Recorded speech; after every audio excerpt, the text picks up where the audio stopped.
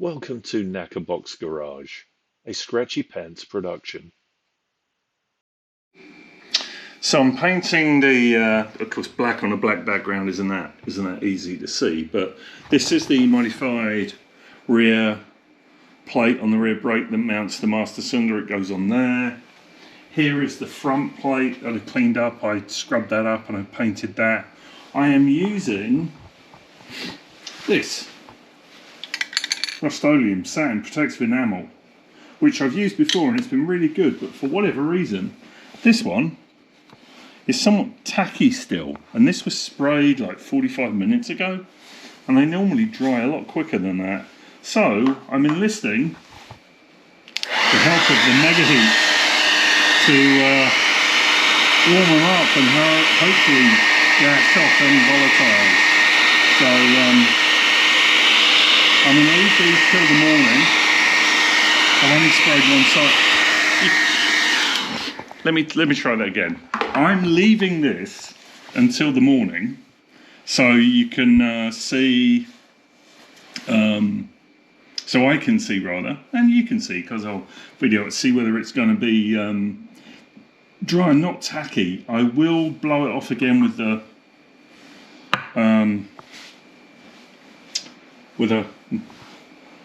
Mega Hot Professional Series hairdryer, just to get it hot and see if it will blow off any of the volatiles, or help boil off any of the volatiles, or evaporate any of the volatiles trapped in the paint. But it should not be tacky. I'm sort of perturbed by that. And just in case you're wondering, yep, that's an old Roomba battery that I'm using as a prop for painting, with a piece of cardboard behind for overspray. I don't have a paint booth.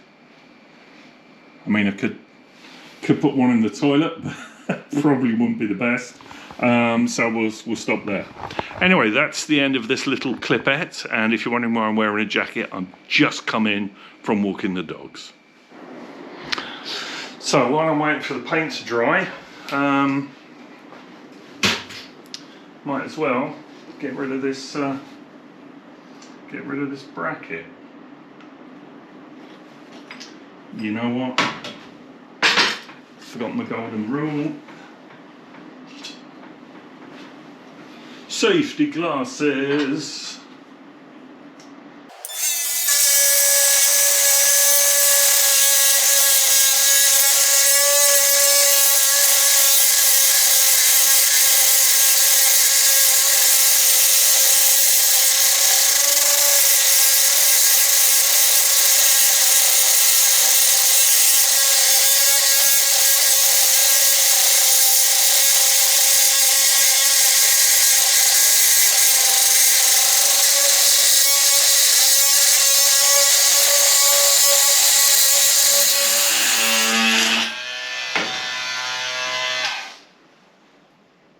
I'm sure that's sharp. Just seems to be taking a really bloody long... Oh, you know, it's cutting through. It's cutting through.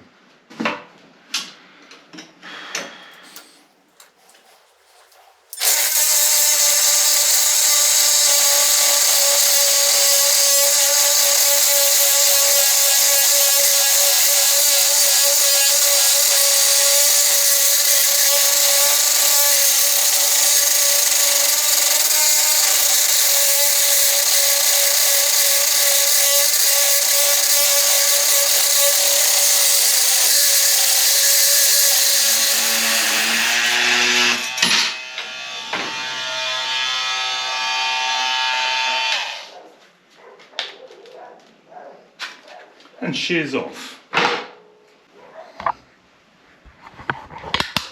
There we go.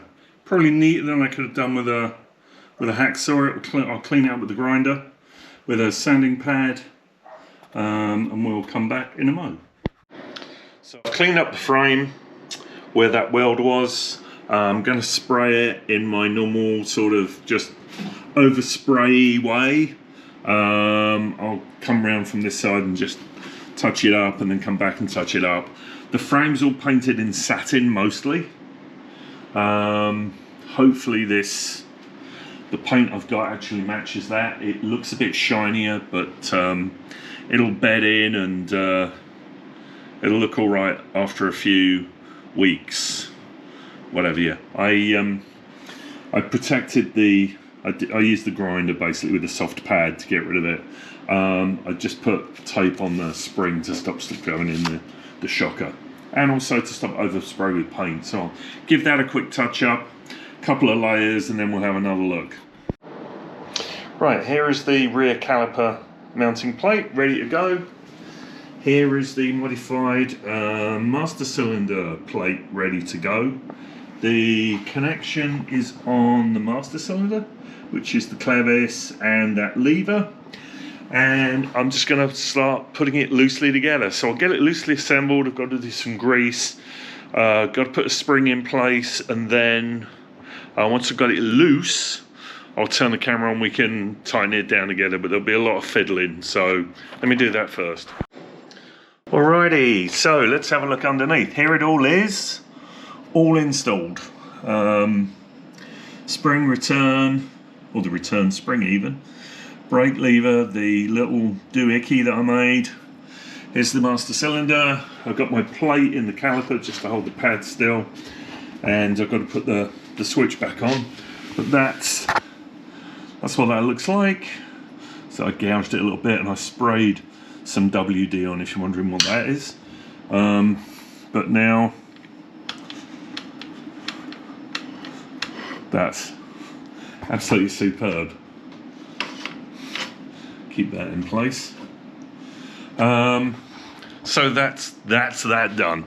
Now I'm not going to put the footrest on, and I've got to order some parts because I don't think I have a gasket for this. I definitely don't have an oil seal for the kickstart side.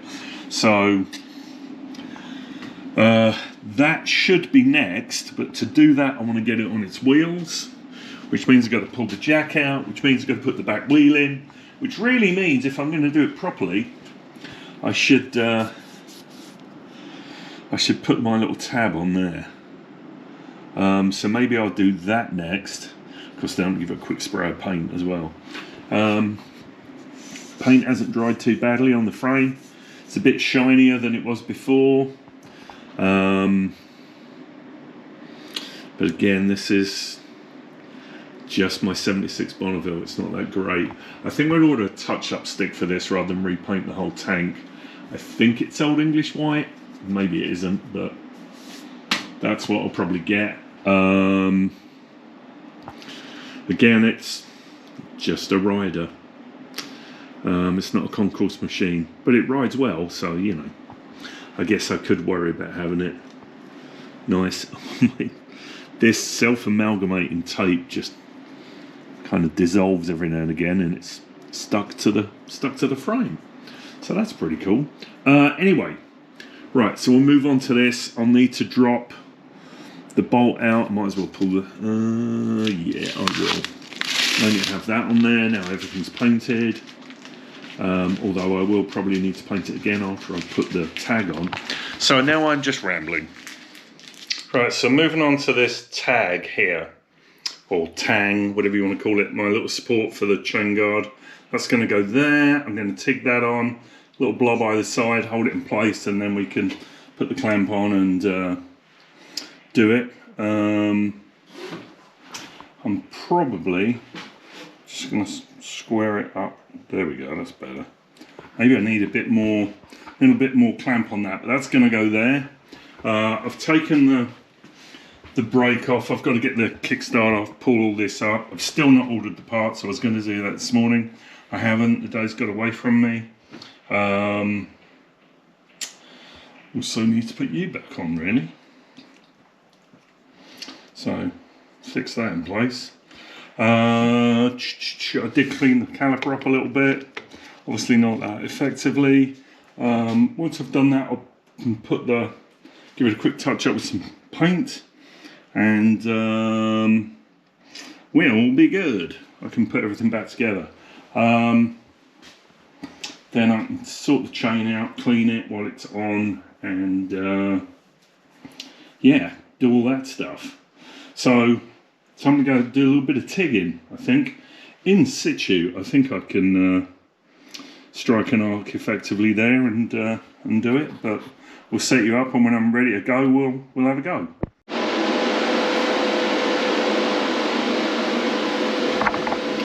See if we can get a little sticky tack there.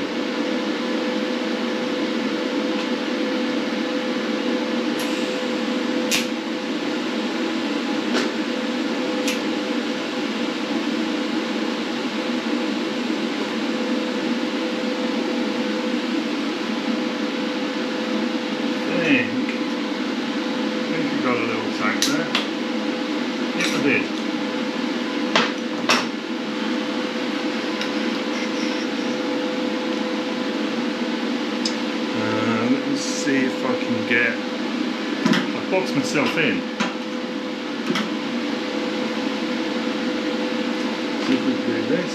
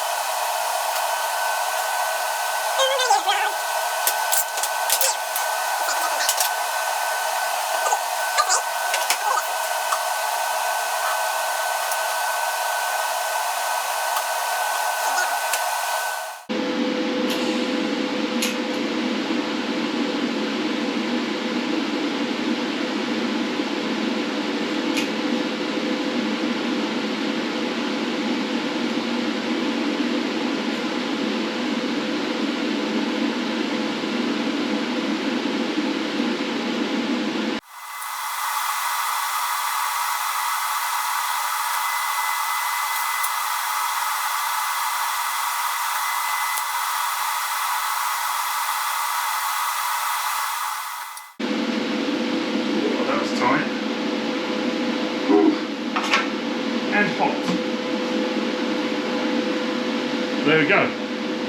Oh, got it glowing red, so you should be able to see that. That's too short to go for a TIG rod without burning the end of your fingers. But I did it. Now I'm going to go to medical care. So there's a tag on the front. It's leant over a little bit. I'll give it a biff with a hammer to straighten it up. But that's on there. So now I've got somewhere secure to mount the mud guard as well as off the back of the shocker mount. So I've got 2 points. I can make a thing that comes over, a little bend over, and I think, just because this is the way I think, I may put the end of a spoon on it or a fork or something just to be a bit artsy. I don't know what. I've got like boxes and boxes of cutlery down there, and that's a box of cutlery as well, so I can make my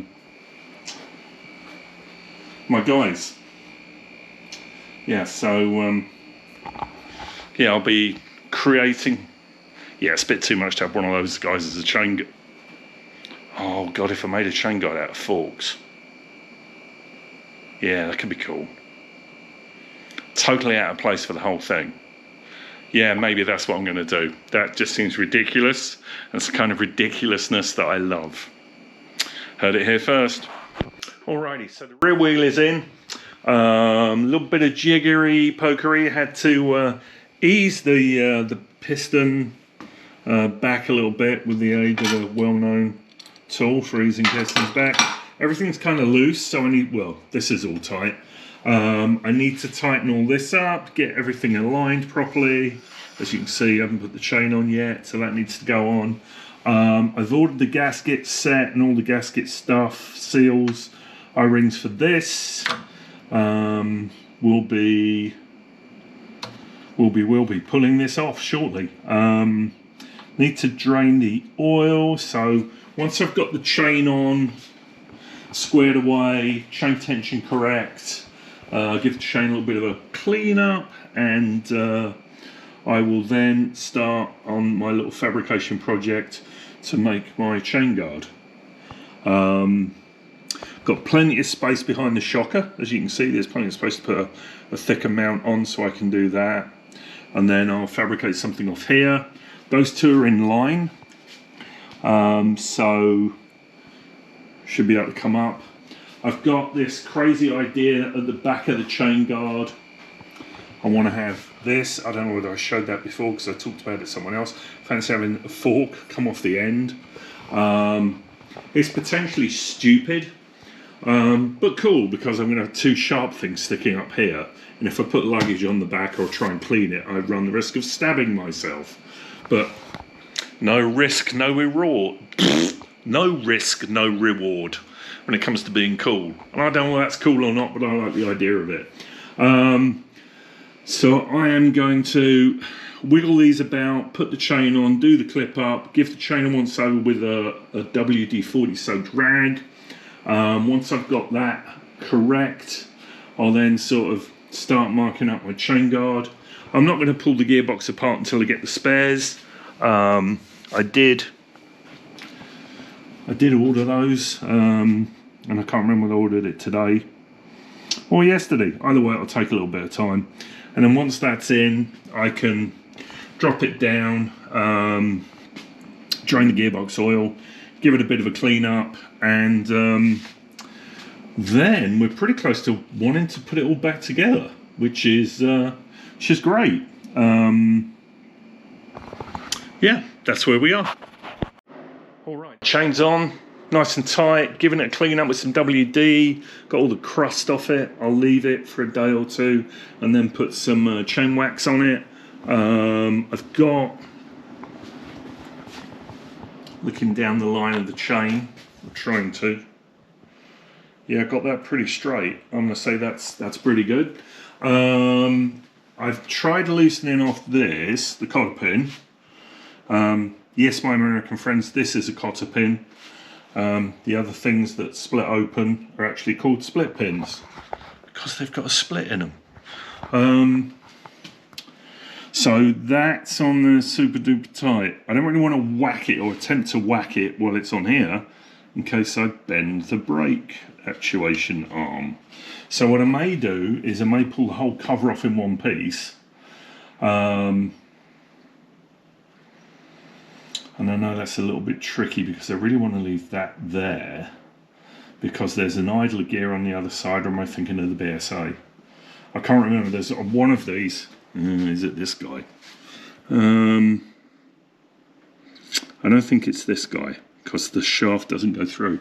On the BSA, if you pull the kickstart shaft, it supports the high speed or the output shaft on the gearbox on this side because it has a needle roller bearing in it. On this one I'm not sure, so maybe I'll pull it off in one piece. Yeah, so I could actually take this off the jack, let it rest on its own wheels. Everything's tight. Everything's tight, pinched up. So we're good to go. In fact, I shall do that. I shall drop it off. So she's going to rest back on her wheels. Let me, this is riveting. You're going to watch me do this. Yeah. There we go, that's the tension off. Down she goes. And normal services resumed. Okay, I'm going to pull that out of the way, do a little bit more cleaning up because I've got crap and filth everywhere on this. And then we're going to, I guess we're going to turn this off and wait until I get the gaskets in, and then you can see me make an arse of draining the gearbox and trying to pull the gearbox out to cover off. Or the clutch actuation mechanism and kickstart mechanism cover off. Whatever it's called, the outer cover.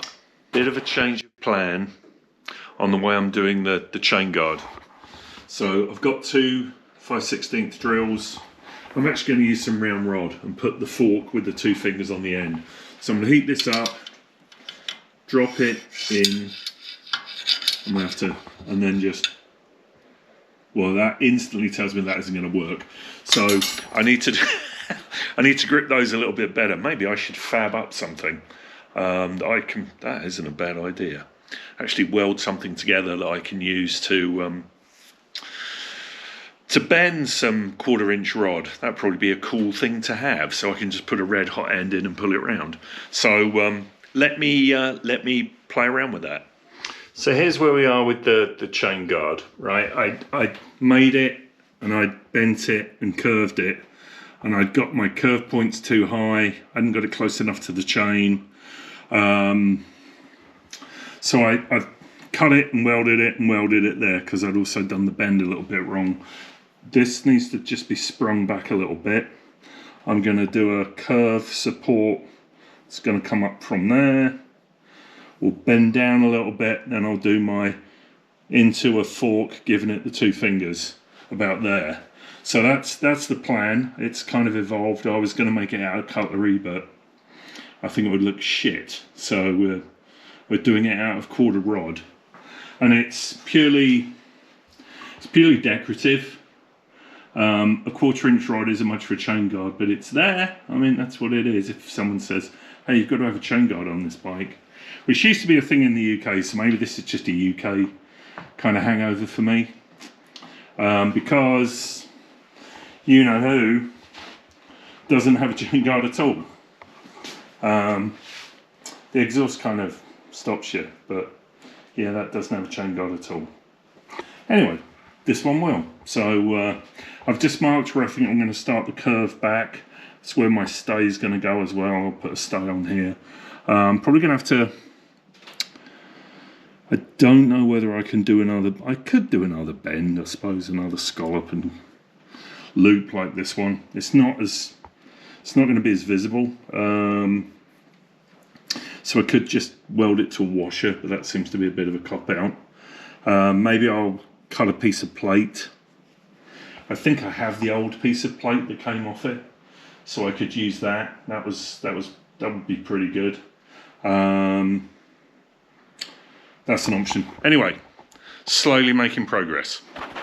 So I've just had this fantastic, could only happen on a Friday afternoon moment, where I found a nut and a bolt, and I'm trying to, well, I found the nut really, and I'm trying to get the nut on, and it won't go on. It just won't go onto a thread. And then I find this bizarre left-hand thread bolt, and guess what?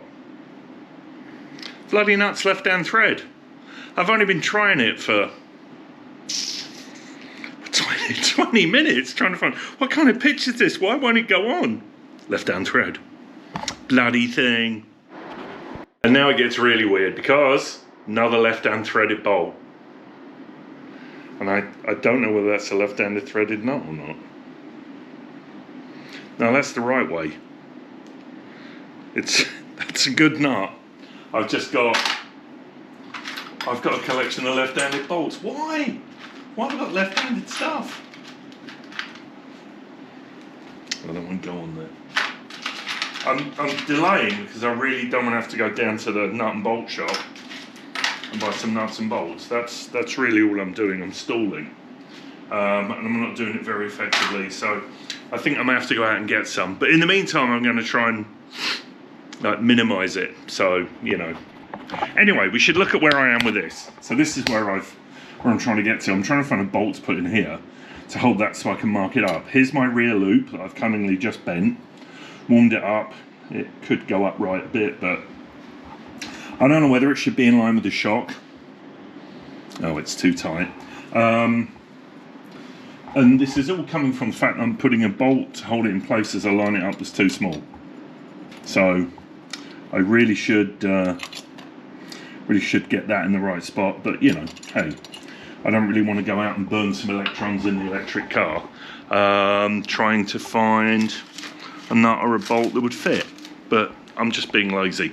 So I'm going to pinch that up, I'll mark this, get this close, and then we'll turn the camera back on. So here we go, I've got to delicately space this with a dollop of washers. A stack of washers, otherwise known as a dollop. And I've kind of lined the upright to be close to the front upright. Yes, like that. So what I need to do now is mark where this will intersect with a Sharpie. Ignore that one for that's for the bend. And then tag, TIG, bends, twist. I've got to put a bend in there, so I'll bend that over just below. I think that should work on the radius, and then I can figure it out. It's probably about there. Yeah, I should measure it. That would be the smart thing to do, and then I'll be in good shape. But that's the plan. Bend that over, mark it, cut it, TIG it on, and then this is the bend point. I may come back a little bit actually, because the wheel's going to come back. I should slide the wheel, put the chain on. Well, I can work it out. It's probably going to come back to about there. So I'll try that. Then it's a case of welding, and job's done. This is just, the most ridiculous thing I'm spending all my time on. But I have, anybody who's ridden behind me, Eric Eric picked me up in the pickup truck when it broke down. I think I've thrown the chain guard off this at him twice. It's just fractured and fallen off. I think twice that's happened to him. So I know he'll be happy if I actually have it mounted in two places instead of just one and vibrating around, because it was too much mass on too small a pivot, so a too small a mounting point. Anyway, I will mark with a Sharpie, do some bending, and then bring you back.